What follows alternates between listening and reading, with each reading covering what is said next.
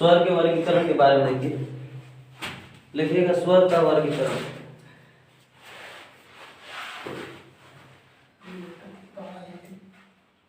स्वर का वर्गीकरण,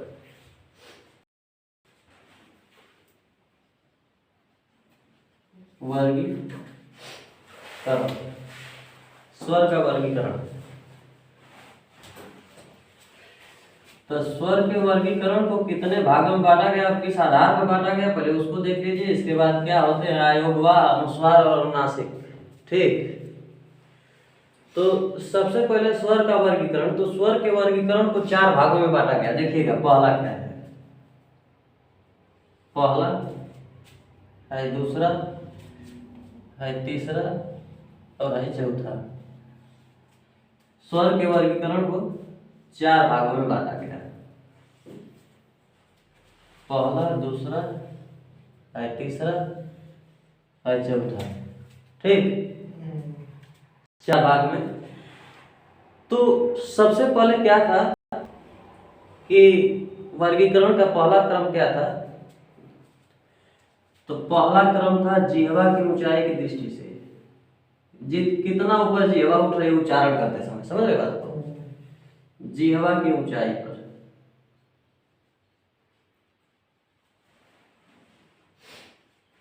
जिह्वा की ऊंचाई के आधार पर। ठीक, पहला वर्गीकरण। और दूसरा कि इसकी जिह्वा के ऊपर उठे हिस्से के आधार पर।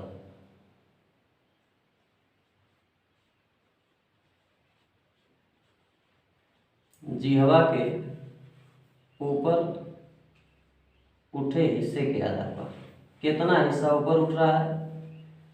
ठीक, आया समझ में।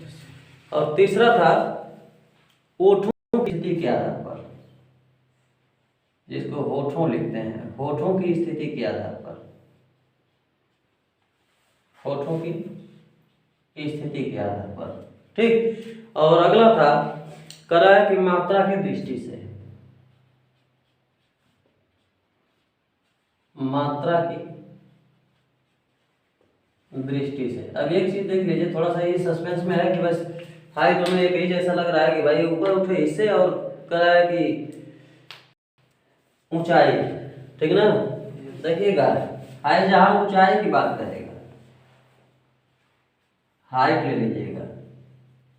ठीक, जहां हिस्सा कहेगा, ठीक ना, यहाँ क्या लेंगे, पार्ट ले लेंगे। ठीक, देखिए अब ये जिह्वा के बारे में, तो जिह्वा जब हिस्से की बात आएगी, जिह्वा की जब हिस्से की बात आएगी, जिह्वा के हिस्से की बात आएगी, ठीक ना, तो एक 3 चीज याद रखिएगा। पहला अग्र हिस्सा, इसके बाद मध्य हिस्सा और इसके बाद पश्च हिस्सा। समझ बात, ठीक ना। किसी चीज को जैसे मान के चलो भाई कि एक कोई भाग है, 1 2 है, मध्य भाग नहीं होगा, तो बस ये करा है। अब देखिए दूसरा करा है ऊंचाई के आधार पर, जैसे मान के चलिए किसी प्रोनाउंसिएशन को करते हैं, कोई उच्चारण ले लीजिए आप, कोई भी आप उच्चारण करते हो, जैसे क कहोगे, ख कह रहे हो, चाहे च कह दिया जाए, ज कह दिया जाए, तो जिह्वा जिस कंडीशन में त्वचा को स्पर्श करती है, ऊपरी हिस्से को, निचले हिस्से को, तो वही करा है कि उसी को क्या करा है, जिह्वा की ऊंचाई की स्थिति के आधार पर। समझ बात को।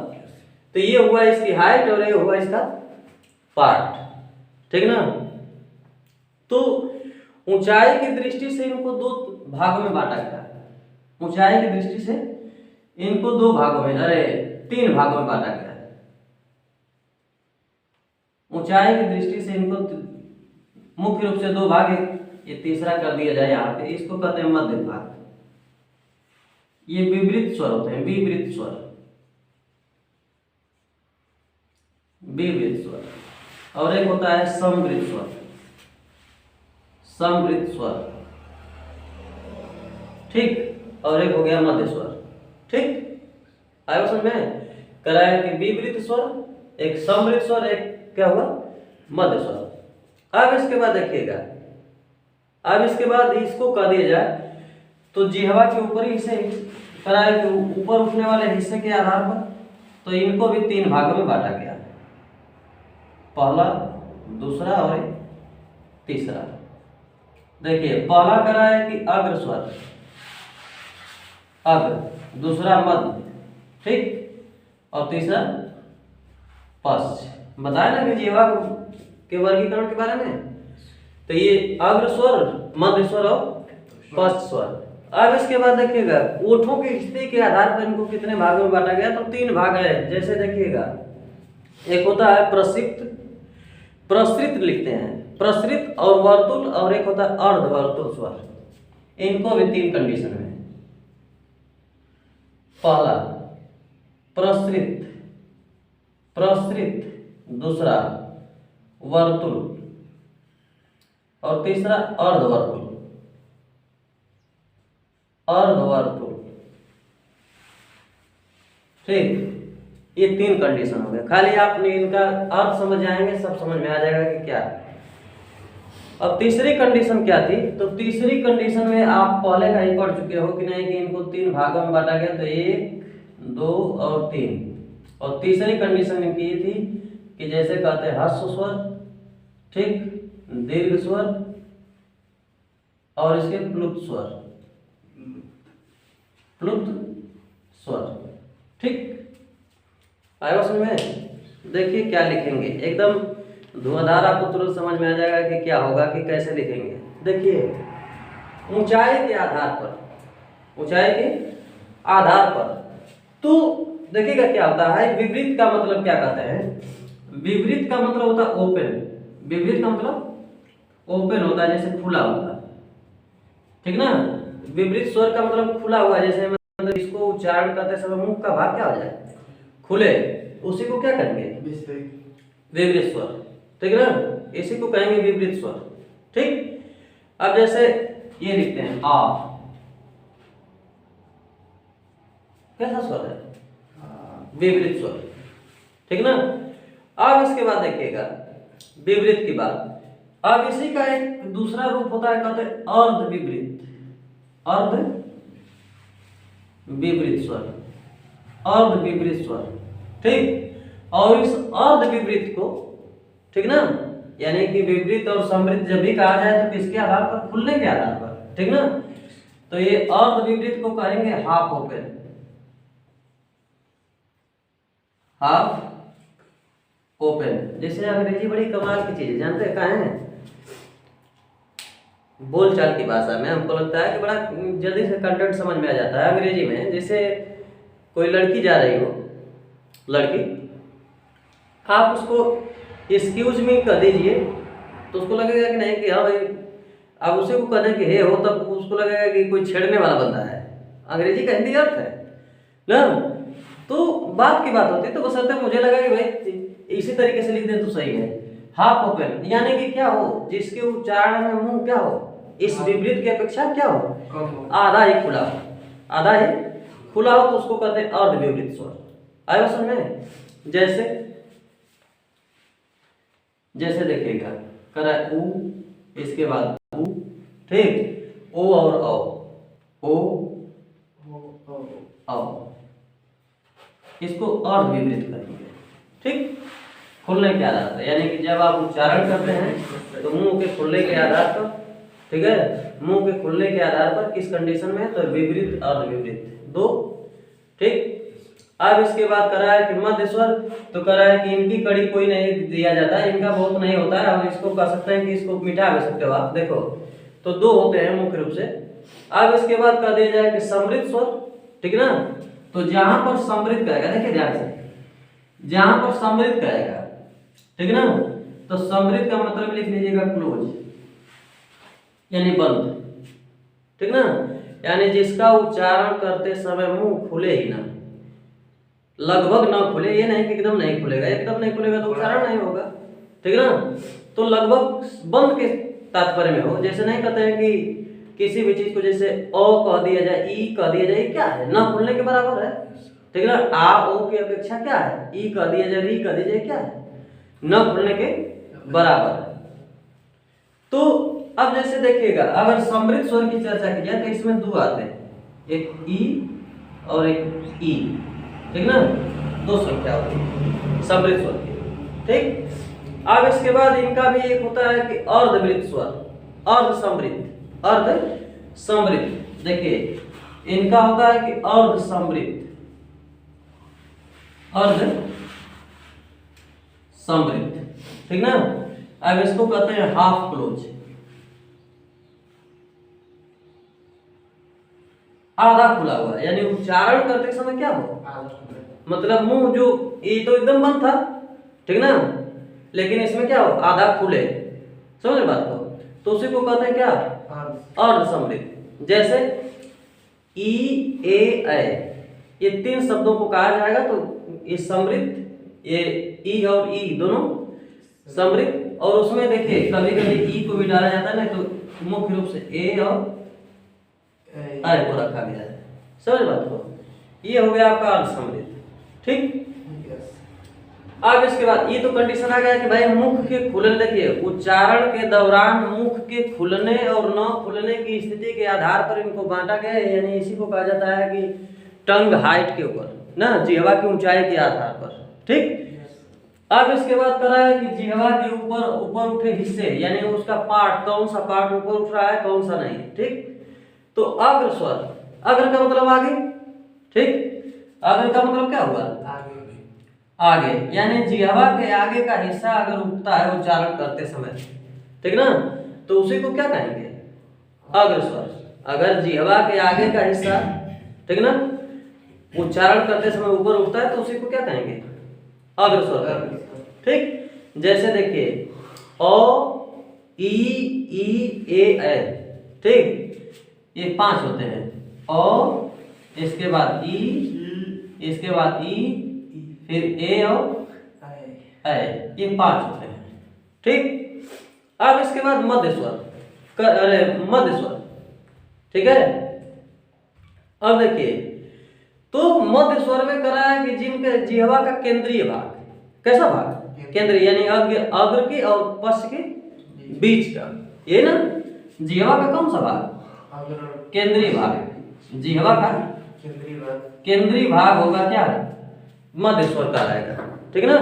जिह्वा का केंद्रीय भाग क्या कहलाएगा, मध्य स्वर कहलाएगा। जैसे देखिएगा सामान्यतः 2 चीजों को रखा जाता है, ओ ई, इन दोनों को केंद्रीय भी माना जाता है, समझ रहे बात को, इन दोनों को केंद्रीय भी माना जाता है।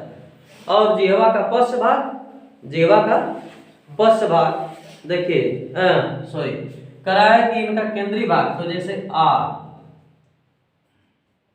ठीक, आ शब्द क्या है, इसका केंद्रीय भाग, ठीक, आ ऊ, ठीक ना। देखिए आ के बाद ऊ, इसके बाद बड़ा ऊ, ठीक, ओ और औ, ओ औ,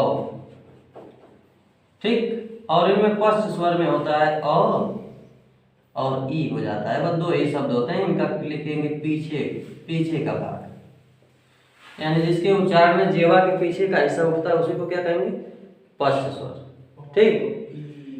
अब एक देखिएगा प्रसृत वर्तुल और अर्धवर्तुल, करा है कि प्रसृत हो गया, वर्तुल और अर्धवर्तुल। जानते हैं किस में आता है, देखिएगा एक चीज जानिएगा, इसको अगर वर्गीकरण किया जाए, ठीक ना, इसको वर्गीकरण किया जाता है, लेकिन इसको सामान्यतः इसी के वर्ग में रखा जाता है, किसमें, जिह्वा की ऊंचाई यानी विपरीत समृद्ध जो होते हैं ना, इन्हीं के वर्ग की कैटेगरी में रखा जाता है। लेकिन हमने अलग कर दिया ताकि मान के चलिए कभी पूछ दे कि भाई अरे प्रसृत और वर्तुल और वर्तुल क्या होगा, तो एक चीज देखिए क्या करेंगे, जब प्रसृत कहा जाएगा तो इसको कहते हैं अनराउंडेड,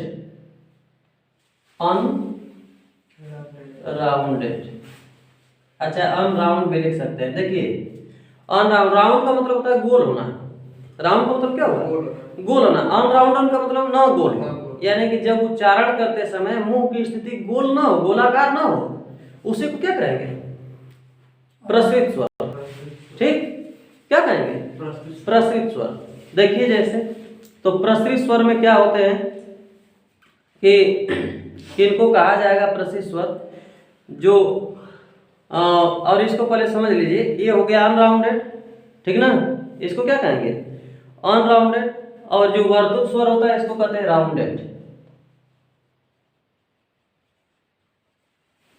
ठीक। यानी जिनको उच्चारण करते समय मुंह कैसे हो, गोलाकार आकृति में हो। कैसे हो जाए, गोलाकार आकृति में हो जाए, उसी को कहते हैं राउंडेड। समझ रहे बात को। अब इसके बाद देखिए, तो प्रसरित स्वर में ये आते हैं ए ऐ, ठीक ना, ए ऐ, ठीक, ये चीजें आती हैं प्रसरित स्वर में। इनके लिए गोलाकार करने की जरूरत नहीं। लेकिन जब देखिए एक चीज देखिएगा, जब ऊ कहेंगे, ओ कहेंगे, औ कहेंगे, मुंह क्या हो रहा है, गोलाकार हो रहा है ना। किस में आएगा, वर्तुल में आएगा ना। किस में आएगा वो, वर्तुल में। तो वहां पे ये हो जाएगा भाई, जिसको करते समय, उच्चारण करते समय मुंह गोलाकार आकृति में आता है, उसी को कहते हैं। जैसे ऊ हो गया, ये छोटा ऊ हो गया, ओ हो गया, ठीक, औ हो गया, ये सब चीजें जो हैं, ठीक ना, ये आते हैं वर्तुलाकार में, वर्तुल स्वर कहते हैं। और कह रहा है कि अर्धवर्तुल, यानी जिनके उच्चारण के समय, ठीक ना, मुंह की स्थिति अर्ध गोलाकार रूप में हो, जिसको कहते हैं हाफ राउंडेड। थोड़ा सा अंग्रेजी इसलिए लिख दिया ना, जानते हैं कहें कि थोड़ा सा भाई जब अंग्रेजी का क्लास चलेगा तो ये रहेगी, चलते रहे, समझते रहे, है ना। हाफ राउंडेड, अर्धवर्तुल, यानी अर्ध गोलाकार जिसको कहते हैं, ठीक, अर्ध गोलाकार। देखिएगा क्या होता है, एक स्वर की बात बताएं, आ, ठीक ना, ये अर्ध गोलाकार होते हैं। आगे समझ में, ये क्या होते हैं, अर्ध गोलाकार। अब देखिए एक चीज और देख लीजिए, एक चीज और देखिए आप लोग, यहाँ पे देखिए एक चीज देखिए, कह रहा है कि मात्रा की दृष्टि से। अब मात्रा की दृष्टि का मतलब क्या है, देखिए क्या होता है, इसको कहते हैं टाइम टेकर। कितना समय लगेगा आपको उच्चारण करने में, कितना समय लग जाएगा उच्चारण करने में, उसको देखिए। जिसके उच्चारण करने में कम समय लगे, कितना समय, कम समय लगे, उसी को क्या कहेंगे, हर्ष स्वर कहेंगे। जिनके उच्चारण समय में क्या लगे, अधिक समय, जिनके उच्चारण में क्या लगे, अधिक समय, उसको क्या कहेंगे, दीर्घ स्वर कहेंगे, ठीक ना। दीर्घ का मतलब होता है बड़ा, हर्ष का मतलब होता है छोटा, और प्लुत का मतलब होता है जो दो, बड़ा छोटा दोनों से मिलकर के बना, ठीक ना। हाँ, तो इसमें जिसका उच्चारण करने में थोड़ा और अधिक समय, यानी कि सबसे अधिक समय लगे, सबसे अधिक समय लगे, उसी को क्या कहेंगे, प्लुत स्वर। क्या कहेंगे, प्लुत स्वर, ठीक, क्या कहा जाएगा, प्लुत स्वर कहेंगे। देखिए एक चीज बता रहा हूं, ऐसे कर दिया जाए, ओ ई हो गया ना, जितने भी होंगे ओ ई उ और री, ये क्या कहलाएंगे, हर्ष स्वर ना। इनको बोले ओ ई उ री, इन सबको बोलने में कम समय लग रहा है, इसलिए क्या हो जाएंगे, हर्ष स्वर, ठीक। अब दीर्घ स्वर, दीर्घ स्वर की चर्चा की जाए तो दीर्घ स्वर की चर्चा देखिए, इनको छोड़ दीजिए तो क्या हो जाएंगे, यहाँ पे आ हो गया, बड़ी हो जाएगी, बड़ाऊ हो गया, ए हो गया, फिर आय हो गया, ओ हो गया, अ हो गया, हुआ ना। और प्लुत स्वर में केवल ओम आता है। जैसे वो उच्चारण करने के लिए आता है ना, ओम, इसका प्रोनाउंसिएशन देखिए, अ लिखते हैं प्लस क्या लिखते हैं जी, ओ लिखते हैं प्लस क्या लगा देते हैं, म पे हलंत। समझ रहे बात को। अगर इनको पूछा जाए भाई, अगर कोई पूछ दे कि पवित्र स्वर किसे कहते हैं, तो इसी प्लुत स्वर को पवित्र स्वर कहा जाएगा। इसको पवित्र स्वर के नाम से भी जानते हैं। एक बार पेपर में पूछ दिया था कि पवित्र स्वर कौन होता है, ठीक, तो ओम, क्योंकि इसी का उच्चारण होता है जैसे पूजन पाठ करने में ना, तो इसलिए इसको पवित्र स्वर के नाम से भी जाना जाता है। बनाइए इसके बाद तब आगे चले।